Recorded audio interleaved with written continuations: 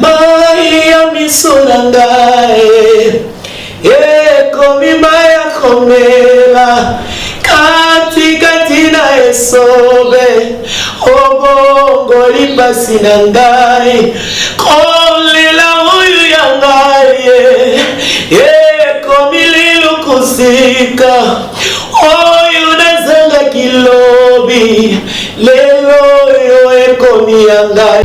Bonzambe na bonzambe lola ezofuta sima na nto ya kobakenza maboto koye wapi bien aimé dans le Seigneur. Merci na bino nyonso bozola na biso.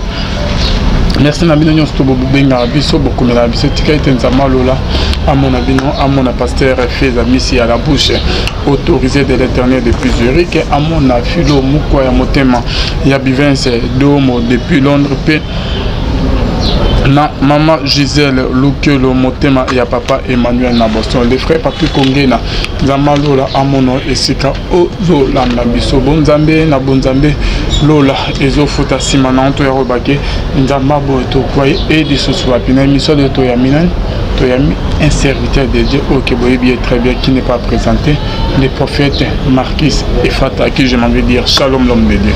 Shalom shalom papa Vin shalom na bande konyoso bazolanda la voix céleste nzela ya lola Nzambe ya pambola bino Nzambe ya batela bino bozebele partout na tongo na binti na butu ya lelo na mboka o bozali Yesu masi ya pambola bino lelo bana bandeko bazolanda de partout Nzambe na lola visiter bande konyoso oyo bazana kata ya ko accepter Christ na ba aussi ba accepter Christ na ba oyo bazotambola na crainte de Dieu mais bazo souffrir tout en étant ba innocent baza na ba complication na ba vie moko boyo oyo ezoko honorer même te kombo Nzambe na kata ba moyo na bango Nzambe ya lola Nzambe ya délivrance a visité bino l'homme de Dieu réaction non par rapport il y a émission à la fois passée des canaux réaction les amis bon bande ko belé ba tuni ba question moi tout en ngonyo sur le ezate Nzamba pambola bango to ça l'émission ba question bande ko belé ba tuni muso alobi papa ngana ndimela Yesu depuis na banga kanzambe na komina moyembi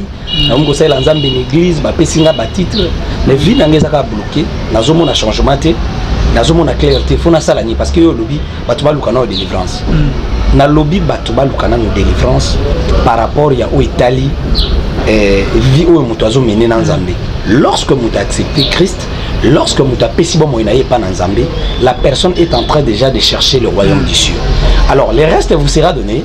Et ça m'a camboté au pèse la bino gratuitement comme ça. Vous réveillez les matins, m'a camboté changer. Tu te réveilles les matins aux a visiter. Tu te réveilles les matins, ma porte moi aux qui bloqué font non. Et ça m'a service moi faut et les canicola bon moi il y a délivrance soit na lolenge na yo moko ya ko bondela nzamba ko délivrer yo par rapport il y a vie où yo zo mener na combat spirituel pe par rapport à combat na yo nzamba ko sala yo bolamu soit pe ba ko bondela pona yo likambo il lisa que pendant des temps et des années et jouit solution. Voilà pourquoi nzambe ya lola apambola bandeko batinde biso ba question.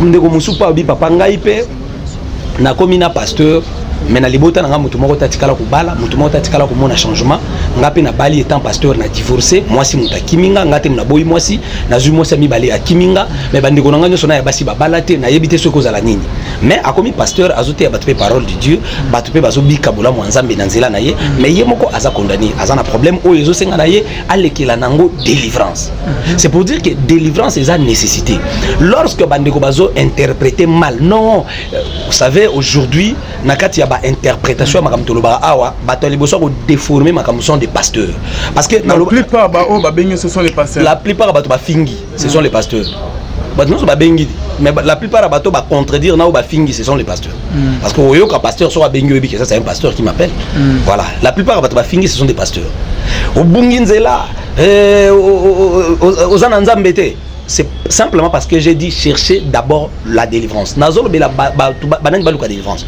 Bateau ba accepter Christ. Bateau déjà bazota mona kobanga nzambe et que bazo kutana na ba problème ozo lelisa bango. Bateau wana faut baluka na délivrance. Muto accepter Christ. Donc la Bible dit cherchez premièrement le royaume du ciel et la justice. Le reste des choses vous sera donné. Boluka na bokonza likolo boluka bokonza likolo ezani eza ko accepter Christ. Muto accepter Christ. Accepter Christ pour nani? Pour Zoliba. Accepter Christ pour son bamoutou quoi. Non, accepter Christ pour le royaume du ciel d'abord. Maintenant, moutou accepter déjà Christ. Est-ce qu'on vit les airs au kangam? Au yeb sa moutou anani. 10 ans au botate, 5 ans à balate, 40 ans position malongue ezate vie abana nezo simbati blocage partout yo pasteur oyebi ça y chercher premièrement le royaume de Dieu non pasteur nda te mabe muto aussi accepter Christ ba koyebi c'est chercher premièrement le royaume c'est comment parce que soka zo accepter Christ autant mona ko banga nzambe muto wana zo luka da bokonza likolo muto to koyebi ça aluka bokonza likolo avant luka délivrance muto azo bina na bar muto wana to côté ya papa bokonza likolo ezalaka boîte de nuit misala mabe kindoki e omemisona bokonzi ya satana. Alors, ndimela Yesu. Parce que muto azo ndimela Yesu wana akoya kokuta ke epa na Yesu lobiko ezalaka.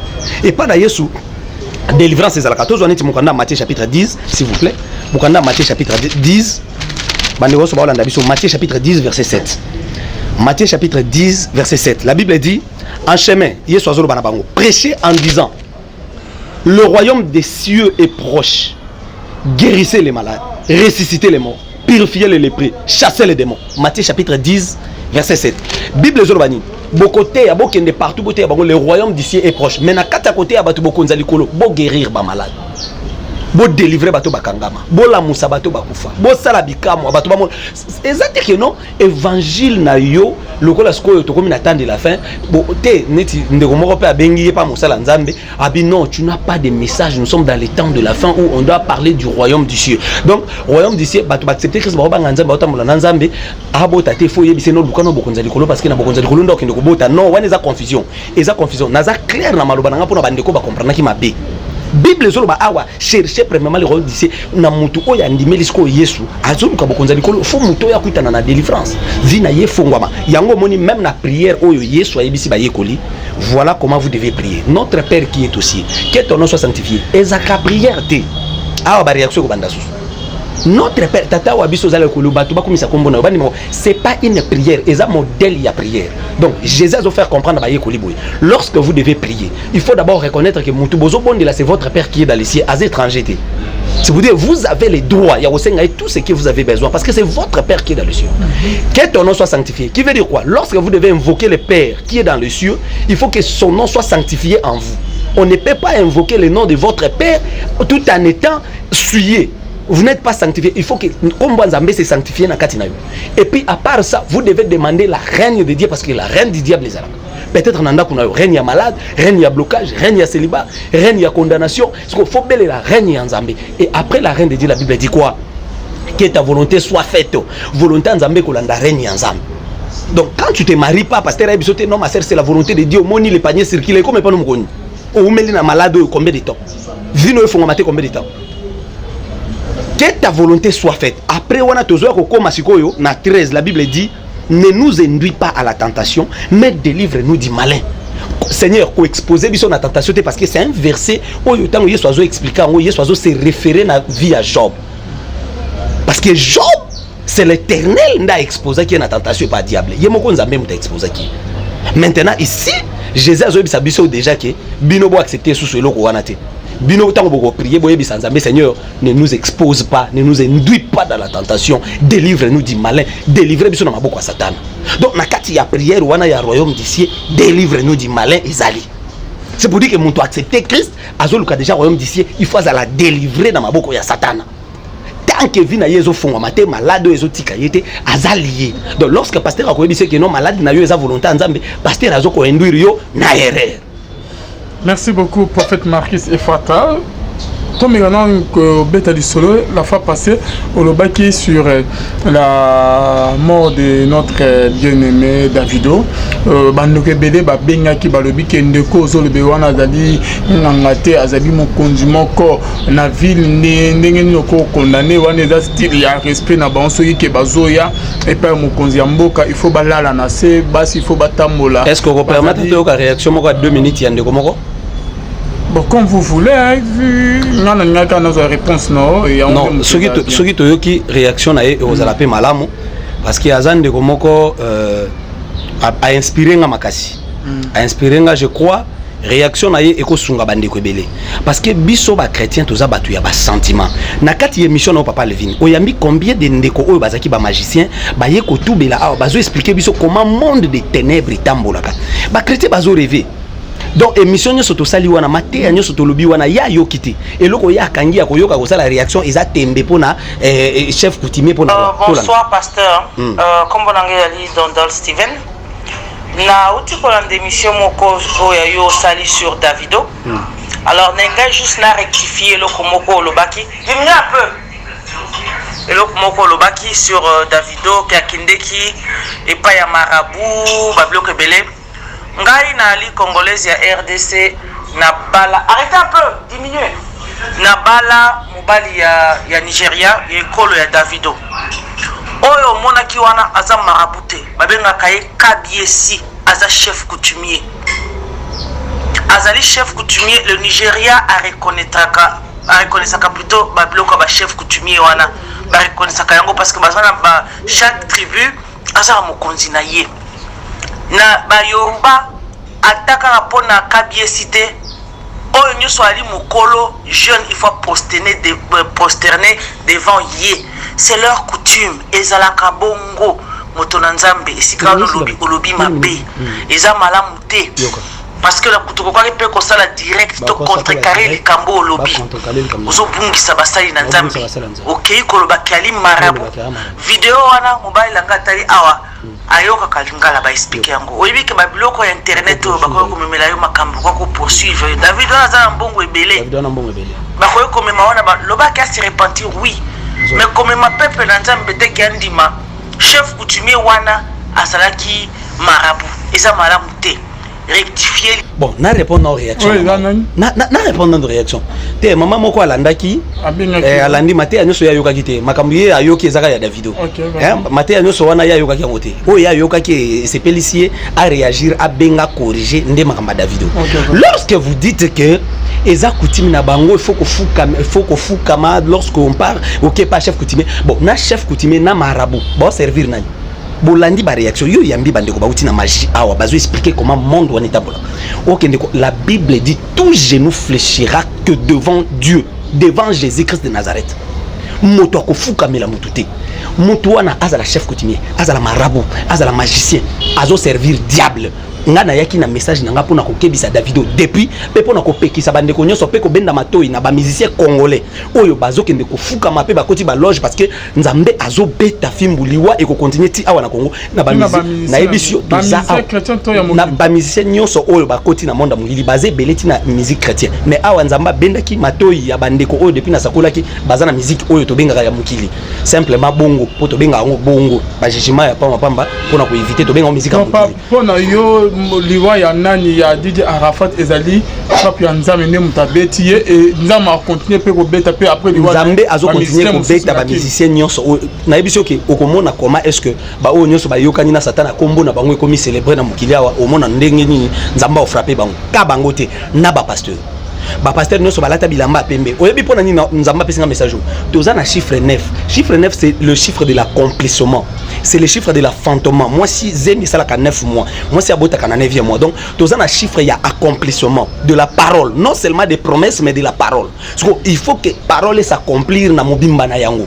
Parce que parole ko s'accomplir pourquoi ezana ba oyo ba ko boya ko se repentir nzamba ko beta bango boko mona baliwa ezana ba oyo balata bilamba pembe ongai na za apôtre évangéliste nzamba obimisa évangéliste nyonso avant nesila tozana wana mpoasa makamnyoso basalaka omona ngona mpoasa e mapena na miso abatu bo comprendre que o azaki lu azalaki mona na patete o ko comprendre donc l'accomplissement okene mama o yazo parvenir ko loba que Davido azana mbongo bako poursuivre yo quand il dit ça maman so lande mission nzamba limbisa yo nga nana Jésus je ne donc so Davido na mbongo asomba lola asombalola non ça n'est pas menace nga bangisa nga na biteta nga mona longi nga so azomona nazani longi moko ya bato yo babanga ko samba to nga déjà na samba na yaki ko insulter Davido te na yaki ko pesa Davido message eza émission liboso te a se repentir kaka yete basé belé on a pesa ki ba message ba misusu na boye ko tanga kombo na bango vindenge bazwa ka makamnyo so na ba incompréhension eza pe na bandeko na lukaki nazo pesa mbote na sœur Karine Badila qui m'avait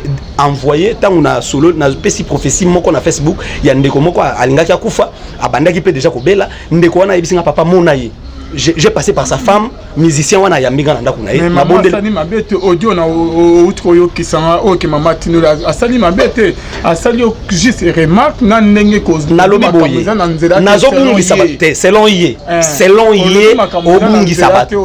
obungisa ba sala nzambe to bungisi nani parce qu'on a refusé to refuka mela mutute papa yo yebi na capitale ya sus Mardoché alingaka kufa pourquoi aboya ko fuka mela amande la Bible dit tout genou fléchira que devant Jésus ozomona Mardoché aboya ko fuka mela amande na bibiso ba yuda to fuka mela mutute quelle tradition bino bolo bananga elle s'appelle soi-disant chrétien azo accepter ko fuka mela muto mukili azana on akata ba coutume na ebité yeso ka fuka melaka eloko moko ya famille na bango pour eza coutume na bango mais moi je ne peux pas accepter ici na lobana ba jeune ou même bazo ya sika kino oyebi ke makamba ko fuka mela bato ba fuka mela même ba pasteur na mboko est-ce que oyebi maman on a peut-être une histoire na mboka où il y a des personnes qui sont allées agenouiller so ngokuta na apôtre na mama tel il faut que liboso na yo fukami oui azamo sala nzambe azo mériter beaucoup de respect double honneur mais ko fuka mandete bafukami pasteur wana te ya ebino makambo wana te ngana yaki pona ko interpeller bandeko nyoso bazo sala biloko wana Davido a mis toute une équipe baki ko fuka mabalali wana na mwasi na ye marabout magicien occultiste o charlatan bato basala ba sifflement tout ce monde là na ba chef coutumier il y a landa maté ya ba chef coutumier combien de familles aujourd'hui sont bloquées na ba pratique et sala makana ba coutume lorsque mutako maka chef coutumier bazuba étoile nyonso ya famille na ye basangisi yango bapesi ye po afonga mamisu abanda okonza banduki famille ekomi condamné bapesi bango pouvoir mabele richesse na bango ko mabele ndo ozomona ba famille ona basala ka misali simba kate ils ont leur pouvoir bapesa bango richesse mabele sans mabele bango bako vivre te so asali misala na normal boy ko simba te ya landa ba enseignement sur ba chef coutumier te lorsqu'azui audio wana sali te asali yango pour intimider nga mobile nanga yoki yango aza Nigeria au moni bako kangiso Davido a beaucoup d'argent moi j'ai Jésus so Davido na mbongo ebele mama yebisa ya somba lola DJ Arafat bandolo banini mukona ko sala accident na moto na okende France na osenga mutu mbongo te pona ye akanisa ke mbongo mutu ko lande na France e bikisa ye metanga sala accident na place achaki mbongo e bisute même les lobasuka lobi yango te. Merci beaucoup prophète Marquis natike lios autant message no meme bisolo pendant 15 minutes nazo tozo continuer na thème na biso ezali le sang qui est sur ta tunique n'est pas le vôtre mais na kati nango to lobela chercher la délivrance nde loko esali ke bato ebele basepelite abunginzela comme est-ce kakolo bana bato balukana no délivrance et pourtant faut balukana no Jésus oh ndeko nanga lola apambola bino bien aimé dans le Seigneur musala oyeye pona kokangola bandeko nyoso bazolanda thème na biso ezali le sang qui est sur ta tunique n'est pas le vôtre makila o eza nelamba na yo eza ya yote bien aimé le sang c'est la vie lorsque tozolobela le sang qui est sur ta tunique n'est pas le vôtre le sang c'est la vie la Bible dit l'âme de toute chair est dans le sang le sang c'est la vie donc makila ezali bomoy lorsque bandeko ya Joseph ba monique non so to bomi to kozelo côté ba préférer ba tekaye ba préférer ba kende côté kaye enfin bazwa quand même mbongo et ba ko saliwa na ye c'est alors que ba longolier elamba na ye ya tunique de plusieurs couleurs bazuma kila ya nyama ba tena elamba wana et bien aimé na kati ya elamba wana Jacob a tchaki tout le couleur parce que Jacob a ebaki ke couleur ya Joseph ezali mais bande ko na epé bazana ba couleur o ezape important pour na bon moina bango yango moni même yemoko Joseph lorsqu'à loti ba étoile na moi na sanze kumba melie cela veut dire que bande ko ne pe bazala ki na ba étoile na bango e ko permettre bango pe ba prospérer ba bikabolam mais tout sauf que bande ko wana ba boya ki ko gumba melande ko na bango ba préférer ba gumba mela mutu mususu parce que lorsque nzale kota ki ba kenda ki en Égypte ba ebisi bango ke pharaon azote kabilo ko mebo kende pas gouverneur ba ke pas gouverneur ba fukami mais ba yeba kite ke mutu ba ko fukami les ande ko na bango mais tango azala ki ndeko na bango ba linga kite ko fukami lai voilà pourquoi soko za na famille oyo ndeko nanga ozo prospérer ba tu ba ndeko no ba osepela kumisa penzambe parce que za na ba famille ebele lorsque mutu azo prospérer ba zo combattre yi ta yozo sala makambo na yo komina mapango misatu wana on va comme raisonner akomina 3 parcelles vaut mieux kufata lobby moko to kopesa bana nemi baleto teki voilà ba komi ko calculer liwa comment est-ce que ba ko bomayo comment est-ce que donc bien aimé dans le Seigneur le plus grand combat ya vie ya mwana na Nzambe ezali famille na ye le plus grand combat ya mwana na Nzambe ezala ka famille parce que famille ba partager na yo makila ba ko kende de gauche à droite te soki ba liba sacrifier to soki ba liba condamner yo. Et bien aimé dans le Seigneur, na kati ya terme oyo pourquoi tu loba qui chercher la délivrance parce que jusque là ils ont bandeko oyo ta bino bo loba que vi mutabika ya yete balie wana kweya ekatana Bible ezoloba il n'y a plus de condamnation. Bien aimé, na expliquer qui pour na bandeko so bazolanda nzamba lola pambola bien. Il n'y a plus de condamnation au Bible ezoloba ezali na balwa na baliente wana za ba contrat. Il faut qu'on kata ba contrat wana na prière. Yango yoki même Yesu na kati ya notre Père qui est aussi que ton nom na suka nango Jésus lobi beaucoup bon de la main faut boloba délivre-nous du mal Seigneur. Kangola biso na maboko ya Satan parce que là vous priez notre Père qui est dans les cieux, vous l'acceptez. Donc quand on dit lorsque vous devez prier faut boloba d'abord notre Père qui est dans les cieux. C'est pour dire quoi? Pour reconnaître Yé Christ aza papa na biso aza na likolo. Mais na kati ya ko reconnaître Christ, na kati ya ko ndimela Yesu, na kati ya ko tambola na Jésus, vous devez demander la délivrance. Peut-être au tanga ngo likolo likolo. Vous préférez que ça la débat. Maintenant to que ne musika teto suka wana na Matthieu chapitre 6 verset 9. Tanga notre Père qui est dans les cieux. Lorsque Yesu azo pesa modèle azolba bokoloba notre Père qui est dans les cieux, c'est pour dire vous l'acceptez d'abord que c'est votre Père. Mais après avoir accepté Christ comme votre Père, vous devez prier sur la délivrance. Délivre-nous du malin. Kangola biso na maboko ya Satana. Bien aimé dans le Seigneur, oumeli na kati ya souffrance, ozobika vie o ezaya yote 14 jours de prière yango. Thème na biso ezali le sang qui est sur ta tunique n'est pas le vôtre. Nzambe alola pambola bandeko nyoso oto bandaki na bango, bandeko bokozwa biso na retard papa, nga na zubino na retard. Ozana besoin de participer na prière oti na suka. Numéro na biso yango na otinda requête na WhatsApp.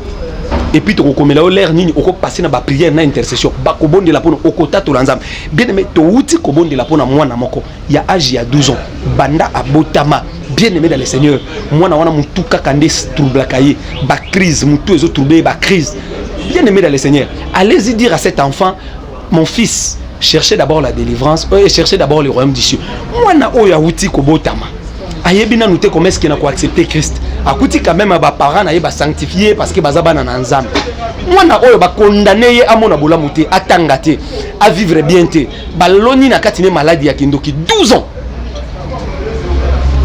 yango ki Yesu azoloba dans Matthieu bien-aimé dans le Seigneur Matthieu chapitre 10 verset 7 pour prêcher le royaume d'ici boye bisa batuke bokonzi na nzambe komi pembeni babima na babar babima na botel batika bakikisi batika kofuka mela batu batika mulili na bobosana te guérissez les malades purifier les lépreux ressusciter les morts lorsque pasteur tu pries et que batu ba umeli 15 ans église na yo 10 ans église na yo et que délivrance olukeli bangote si moi je prêche papa est-ce que faut bengango bandogangela na téléphone est-ce que faut bengango bandofinganga non tikanga na te la parole de Dieu profitez yo pété ya délivrance kangola pe batu soka ngsu esili zongela nzambe nzamba za nzamba mawa koto sumukaki repentance sala ngo nzamba ko zongela yo prière na yo koma ko bikisa batu mais lorsque mutu afandi na kati église achako franda pesa kadim asala kanuso vine za ka bloquer yo zo ebisa yeke c'est la volonté de Dieu bien mais eza volonté na nzambe te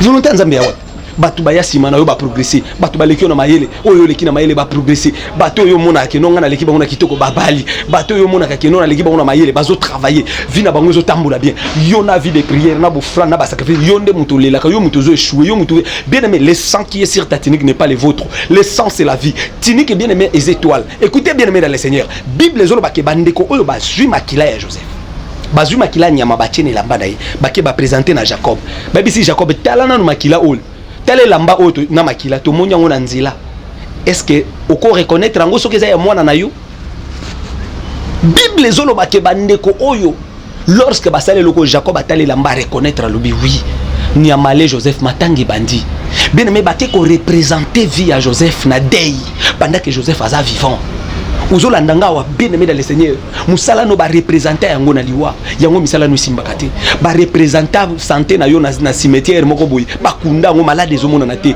setango na ucho bonela pona ndeko moko papa malade mona na kate na souffrir trop na bonde mingi na baye papa ndena oloba no na lina mi bwaka na komo luka na mi boma na bisi ser komi boma te papa na lingi na mi boma ndena landie mission lelo na Alvin na linga déjà na mi boma na bondele na bisi na bondela pona yo écoutez bien aimé dans le Seigneur malade zo mona na te mutazo souffrir 7 ans ba condamner muto accepter Christ 7 ans onyo so kendaka na baba akendaka na babota aka na masumu même soki muto ngo azapeka na masumu muyibi ya quoi Yesu abikisa ye alexaki na repentance Yesu abikisa ye bien mais tant boté attendre la grâce tant on attendre la grâce on attendre la grâce yani muyibi ya quoi aleka na repentance azwa baptême juste na dernière minute muyibi on a reconnaître que Yesu aza innocent à reconnaître que clé à l'eau les est pas na Yesu abisi Seigneur so ko mina bokonzi ya tata kanyiselanga Yesu eleki la lobi muyibi ya yebi ndenge nini ke bokonzi ya tata wana bokonzi ya tata ngane mna na clé Yesu lobi ne yonanga lelo na paradis. C'est notre patriarche muto a inaugura lola a muyibi. Laissez cette vie de juger les gens pour rien parce que yo yebite onzamba ko sa la mutu vie à juger batu tika yango frère c'est pasteur tika vie à juger batu a lobby chercher les royaumes d'ici Bible lobby boyer c'est qu'il y a côté déjà c'est qu'il y a baby déjà et ça na batu mususu même batu ba initier so ka talinga ebike auto ko initier été nzambe ya lola pambola bino bien dans le Seigneur muyibi ya croix la repentance muyibi ya croix zoka baptême nzamba lola pambola bino temps de la grâce yangwana. Écoutez bien dans le Seigneur bandeko oyo bazui elamba bachima kila ba présenter vie na yo ko za les a représenter quelque part oyo zobika eza vie na yo te oyo zobika ezaka bakashika barabara pasteur tona lalaki na butu na moni ba ange na moni nzamba lobelinga nzamba lobela ko mona ba ange mais libala no zo mona ngote vie abana no zo changer te age yo komi na ngweza age baninga baza stable vie no makambezo simba te tika délivrance ko ta na vie na yo bien mais 14 jours de prière tozo bonde la ko ba ndeko so ba kolanda biso na Kinshasa na Congo Brazzaville na Gabon na États-Unis na Europe na Autriche bosé belé na France nzamba lola pambola bino bana Rehoboth tozo bonde l'ensemble le sang qui est sur ta tunique n'est pas le vôtre makila batene la mbano vie oyo zo meneza yo te. Bien mais il faut d'abord commencer à dire yomoko na nous faut banana ko lobaki non vie nazo mener eza yangate ce qui ont accepté en étical vie na yo et bon so surtout pasteur Ebiso qui c'est la volonté de Dieu. C'est la volonté de Dieu ma soeur. Vie nous aussi mbaté c'est la volonté de boké plus loin yeso lobaki na croix tout est accompli. Bien aimé l'alliance oyo yeso ko fait le biso na croix eza alliance universelle pour tout le monde. Mais yo muto oza combattu yomoko pona bitumba libota na yo chercher la délivrance. Chercher la délivrance. Délivrance nga nazolo ba. Eza délivrance ba magoro dona ba misilekete bimina makoluti. Nazolo ba délivrance ba magoro doti. Délivrance nga nazolo ba. Yo muto zala ki malade. Nazo peso maite. Nako peso parfum te. Nako pesa yo pe miel na sugini te. Nga nazo te yo parole. Lorsque nako bondi la pona yo ozota to lanzam. Ndenge to bondi li pona ndeko mususu ya mwasi mama moko ya âge avancé akiko sala l'examen to ya cycle normal. Il faut que na né o ya vesi là. Chiffre de l'accomplissement chiffre 9 au tato lanzam. Prière to ko sala bien aimé ensemble na yo pendant ces 2 semaines. Ozala mutali boso ko bika miracle ya nzambe. Nanzela malade umeli nango. Nanzela souffrance ezo kanga yo. Nanzela bitumba o traverser bané na bané ozo bondi là. Mais monde des ténèbres ezo continue ko bloquer vie na yo. Bien aimé dans le Seigneur. Yesu azo bengana ba démon. Ba yeba bandi ko yebisa Yesu. Yobiso tozo mono suspect. Ba démon yozo bengana all. Ezan esprit ya Belzebul. Ezan esprit ya Yesu ayebisi bango. Soki yangeza esprit ya Belzebul e bongo bana oya bino ba bengana ka ba démon. Bazo bengana na esprit nini. Mais soki ngana zo bengana na esprit ya Nzambe, c'est pour dire que le royaume du ciel s'est rapproché vers vous. Ah oui, bien aimé tanga mokana ya Matthieu chapitre 10 verset 28. Yesu alobi na bango soki nga nazo benga na ba démon na molimo na Nzambe c'est que bokonza likolo et ye vers bino. Alors lorsque bokonza likolo et vers biso tozota molana ko banga Nzambe mais tika ba démon ba bima na nzoto na yo tika malado e libérer vie na yo tika célibat yo tika bomo na yo ba dossier na yo fungwama ya yo nyonso zoka na sa kolela na sa souffrance na sa kolela ozwe loko moko te na facilité. Bien aimé dans le Seigneur tika 14 jours oyo Nzamba délivrer banana yo Nzamba délivrer vie na yo ba porter fungwama ozo okoma stable na musala. Bien aimé tozo continuer. La Bible dit pendant que bazui tinik na ye bache couleur bache makila ba représenter matanga salami mais zalaki matanga Joseph te mama na bino ko zalelo azolela bana nyoso na boti muta progresser azate muta bali azate vie ya malonge azate mais bo ba voyager so bengi bango nga akutu nazwa mukanda te nga ya akutu misale zo simba te nga ya akutu nga moko ba problème nga ya akutu nga moko malade. Écoutez bien aimé dans le Seigneur matanga waniza ya yote Bible zolo ba ke bien m'écouter. Bateki Joseph eva ba Ismaélite batali babi ah mona mobali boye to somera moins cher bango pe bateki ye pa Potiphar. Mais lorsque Potiphar a sombi Joseph, écoutez bien aimé dans le Seigneur, tout en la Genèse chapitre 39 verset 2 pèse dernier verset na biso il y a pourquoi lelo pour que to bon de l'ensemble na yo nzamba lola pambola yo mutoza connecté nzambe lola pambola bandi konso bazola na biso partout en France Yesu masiya pambola bino tout en la dernière verset na biso il y a exhortation oyo extrêmement dangereux prophétiquement dangereux. Genèse chapitre 39 le verset 2. Toko bandana 2 bandeko bazana Louis second ngana na Louis second te nzamba pambola bino batu bona Louis second peut-être français vous avez différent la Bible mais ils ont la même pensée. L'Éternel fit avec Joseph et la récite l'accompagnant. il habitait dans la maison de son maître égyptien. Son maître vit que l'Éternel était avec lui et que tout ce qu'il entreprenait, l'Éternel le faisait réussir entre ses mains.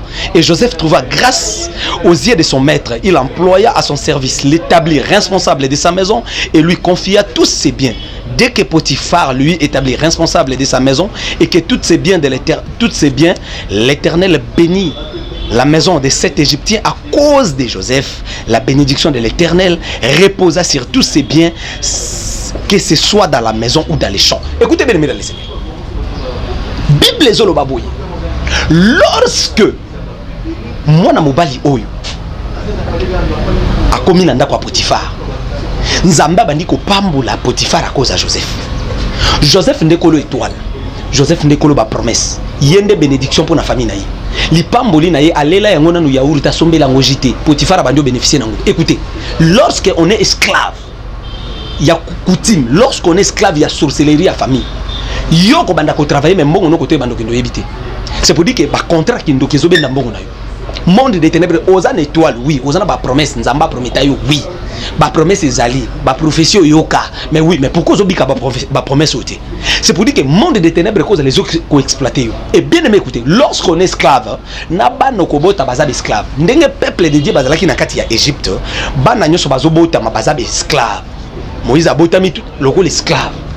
Donc ceux qui ba sombi yo bano kobota baza esclave bana no baza yango moni papa akutana ki na ba blocage financier yo kutana ba blocage yango mama kotaki mabala misatu yo koti mabala déjà mibale papa abotaki na basi 4 yo boti dana mibale misatu.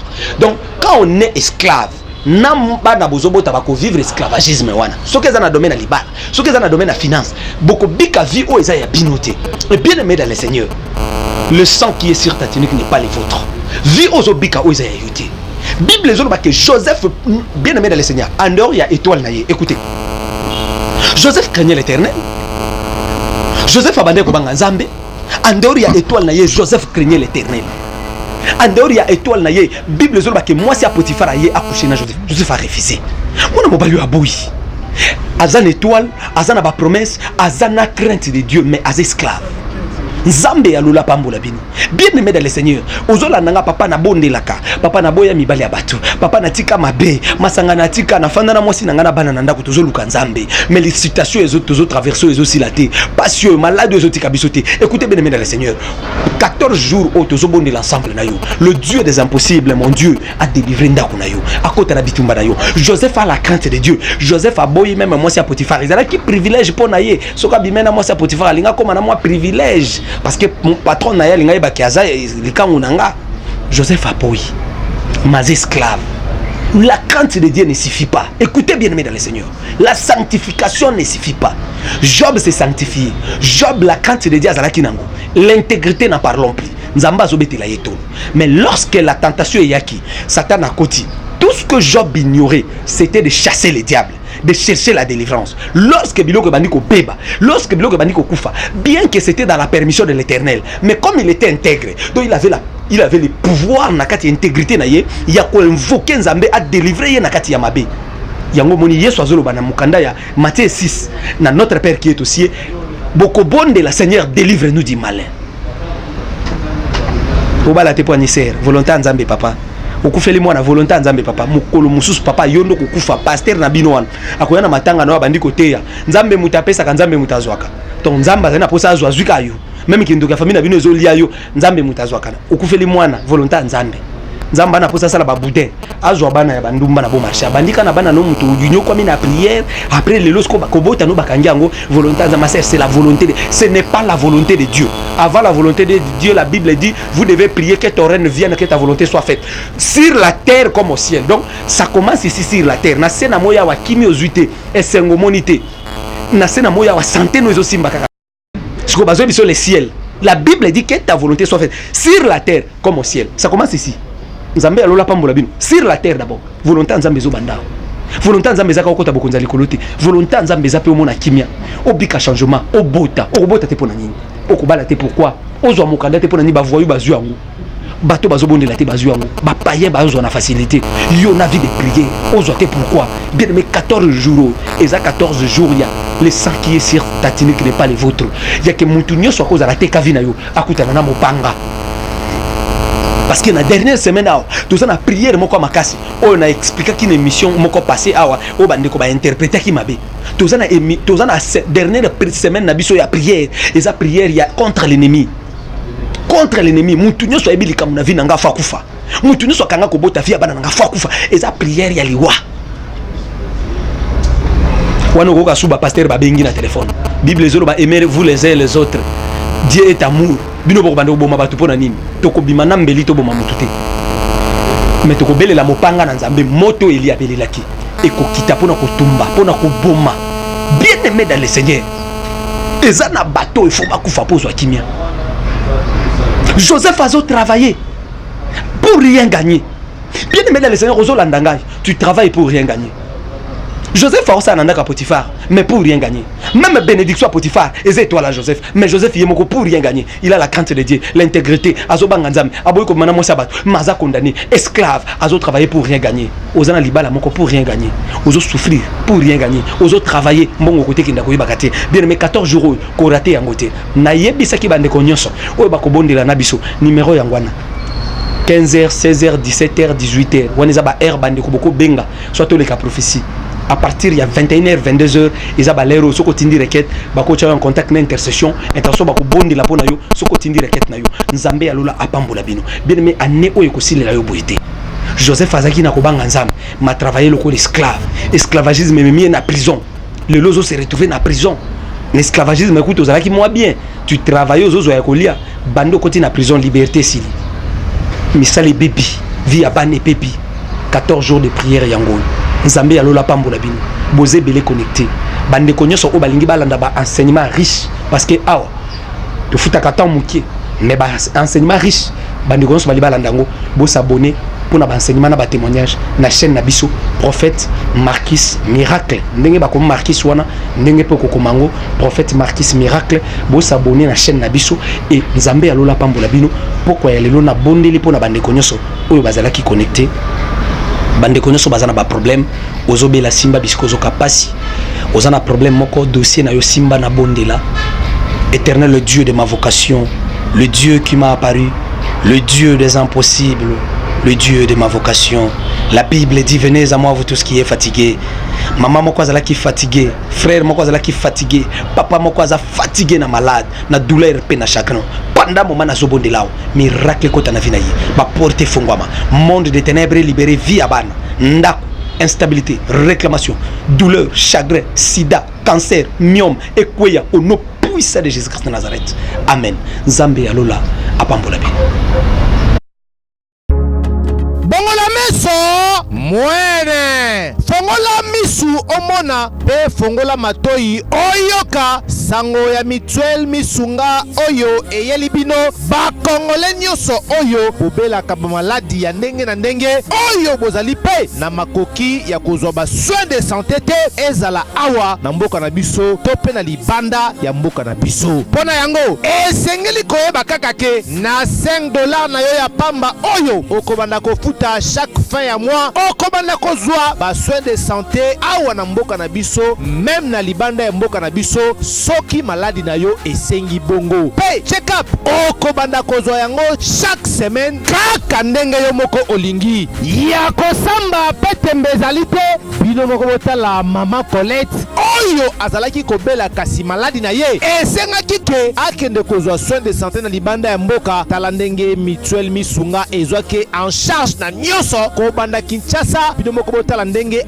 azali komata pepo awa na aéroport ya Njili destination bondimela ngai Afrique du Sud mboka ya Mandela précisément na Johannesburg wapi tango akitaki logement na ye ya qualité ezalaki na maboko ya mutuel misunga bino moko botala condition pardon ya kosamba kutu ezate e bongo check up na ye na Afrique du Sud to pe ba examen na ye evalaki kaka na maboko ya mutuel misunga bino moko botala ndenge babali kosala ye contrôle ya nzoto donc maladi nyonso oyo evalaki kobela ebimaki pe emonanaki misunga asungi mama azongi nzoto kolongono boyoka bino moko ndenge mama alobi bandeko soki botali na ba image elongi ya malade ndenge nazalaki na lelo esengo vraiment nami monaki vraiment on dirait naza soki wapi ba séjour na ngai banda na yaki ti lelo vendredi nazoyebisa bino très bien bomoni mwa elongi na bongi muke kutu bato babi par rapport ndenge oyaki na lelo changement pena po l'air wana so botali ba image na ozala kaka na kitambala na mutu moyen kutu vraiment na se maquiller zate à partir ya lobi na butu ti lelo naza vraiment très bien. Mutualité misunga mokili mobimba, mutualité misunga international. Kaka ndenge bomoni mama Colette ba soin de santé na ye esimbi yo pe ovali kolanda biso soki ovali banda ya mboka soki ndeko na yo abengo na Kinshasa ke azali malade komi tungisama na yo te benga kaka mutualité misunga na numero oyo ndeko na yo na Kinshasa atovali na poto ye akozwa ba soin de santé à l'aisement calmement sereinement po mutualité misunga ezali wana. Tala kosamba na yo te kobanga na yo te komitungisa te luka kaka bandeko ya mutuelle misunga ezala maladi nini ovali kobela epa na bango okozwa solution lokola mama Colette azwi solution na ye kaka na $5 ya pamba oyo afuta na misunga ememi eti na Johannesburg na Afrique du Sud na mboka ya Nelson Mandela. Eske na mutuelle misunga tembezali ezate. Le temps passe et ne s'arrête jamais. Alors réveille-toi mon ami. Et tout ce qui nous quitte chaque jour, laisse que cela nous serve de leçon. Car à chacun son jour, à chacun son tour. Peut-être demain sera ton tour. Alors réveille-toi et prépare ton âme. Car un jour. Oh, oh, oh, hey, oh.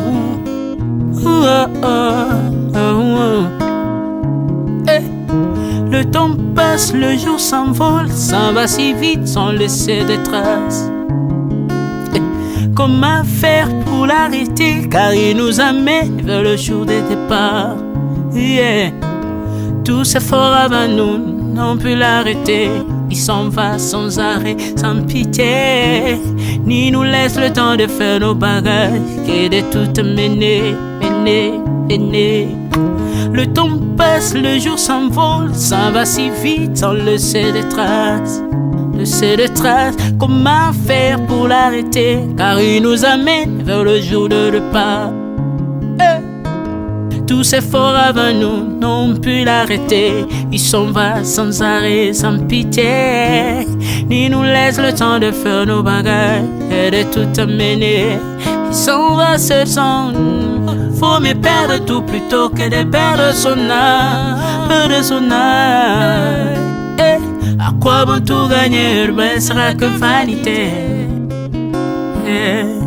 À quoi bon tout gagner, perdre son âme si l'on est censé de tout laisser. Moninga, verser le sang de l'autre, si demain sera le tour, tu seras seul comme dans un miroir. À quoi bon tout gagner, perdre son âme si l'on est censé de tout laisser. Moninga, verser le sang de l'autre, si demain sera le tour, tu seras seul comme dans un miroir. Où tu rendras compte devant le Seigneur toute ta vie sur terre. Après avoir tout gagné, l'on s'en va seul, sans rien amener. Faut me perdre tout plutôt que de perdre son âme. À quoi bon tout gagner, demain sera que vanité. Faut me perdre tout plutôt que de perdre son âme. Perdre son âme. À quoi bon tout gagner, demain sera que vanité. Moninga, tala tango ekoleka. Moninga, tala bato bako kende. Okosala lolendo na mokili okanisi mokili yango yayo, tala bato bakoleka. Tango ekomemanga, tango ekomema tango ekotika moto te bakulutu bayakala basi bakende moninga tala tango ekomema Papi Charles Mombaya si akenda kala otango otango eza komema ya mari si akena ye misa mungolo tala tango ebemi papa de baba si akenda kala tango tango eza koleka ale moloto si akenda kala potango tango eza koleka ata mobutu sesese kokukungwendo wazabanga asi akenda kala tango eza koleka Mzee Laurent Désiré Kabila akenda kala tango eza koleka tango ekotika moto te tango ebangaka mokolo te liwa abangaka mokolo te abangaka peleki te abangaka moto mbongo te ayokaka mpe mobola mawa te liwa etango ayaka amemaka moto nyonso tango ekoleka ndengela bomoi na yo epa na yawe tango ekomema ndengela bomoi na yo mokolo na yo ekoya okokende ndenge nini le temps passe ne s'arrête jamais le temps passe moninga tala tango ekomema moninga tala tango ekoleka moninga tala tango ekomema tala tango ekomema tango ekotika moto te engela bomoi na yo tala bato bakokende osala ndenge nini okotikala ebende te okotikala ebende le temps passe ne s'arrête jamais le temps passe ne pardonne jamais le temps passe ne s'arrête jamais lengela bomo moninga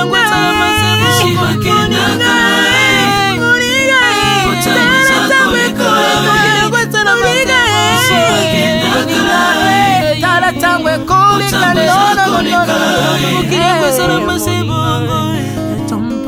ekolo nyonso bato bakokealela tango eza koleka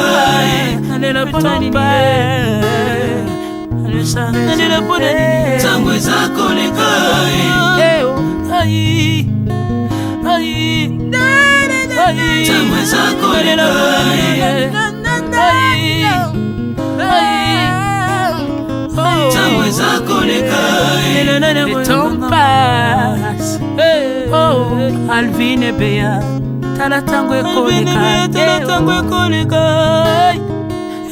nabongisa bomonanga mpona nini bato bakokende biloko nyonso ekoleka nalelalela ntina nini natangisa makila na boma bato mpona nini soki nyonso ekoleka un jour nabanga kufa mpona nini soki naza putulu ya pamba mokolo ezali na koleka le temps passe